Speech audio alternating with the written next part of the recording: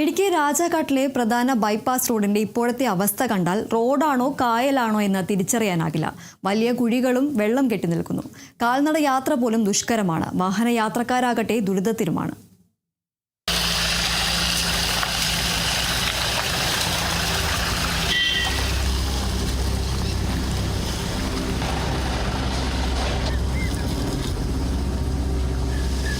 റോഡല്ല, മഴക്കാലമായാൽ ഇത് കായലാണ്.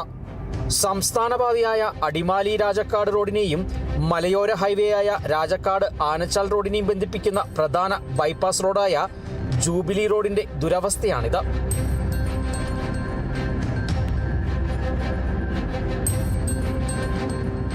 റോഡ് തകർന്നതോടെ വലിയ കുഴികൾ രൂപപ്പെട്ടു. മഴവെള്ളം കൂടി കെട്ടിനിന്നതോടെ കുഴികൾ തിരിച്ചറിയാൻ പോലും കഴിയാത്ത അവസ്ഥ. കാൽനട യാത്രികർക്ക് ഇതുവഴി കടന്നു പോകാൻ കഴിയില്ല. വാഹനങ്ങളുമായി എത്തിയാൽ കുഴികളിൽ ചാടിയും കുലുങ്ങിയും വേണം യാത്ര.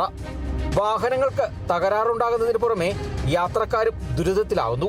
വർക്ക്ഷോപ്പുകളടക്കം നിരവധി സ്ഥാപനങ്ങൾ പ്രവർത്തിക്കുന്ന പ്രധാന റൂട്ടാണിത്. വണ്ടികൾക്കൊക്കെയാണ് ഇതിലെ പോകുന്നത്. ഭയങ്കര ബുദ്ധിമുട്ടായ മെക്കാനിക്കൽ സൈഡാണെങ്കിലും ഭയങ്കര പണിയും കാര്യങ്ങളും. വഴിയെ നടന്നു പോകാൻ പറ്റുന്ന സാധാരണക്കാർക്ക് നടന്നു പോകാൻ പറ്റുന്ന അവസ്ഥയിൽ ടൂ വീലറുകാരാണെങ്കിലും ഭയങ്കര ബുദ്ധിമുട്ടായിരുന്നു. കഴിഞ്ഞ ദിവസമൊക്കെ വീട് ചെലിക്കാത്ത വീടുകയൊക്കെ ചെയ്ത് ആകെ ബുദ്ധിമുട്ടുള്ളതായിരുന്നു. വണ്ടിക്കാണെങ്കിൽ ഒരുപാട് കേടുപാടുകൾ സംഭവിക്കും. പിന്നെ കുറേ അപകടങ്ങളൊക്കെ ഉണ്ടായിട്ടുണ്ട്.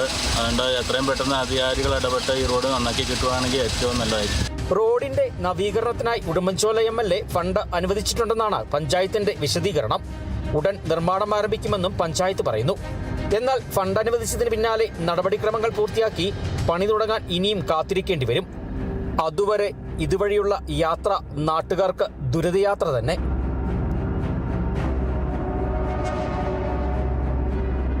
Bineesh Antony, Kerala vision news, Idukki.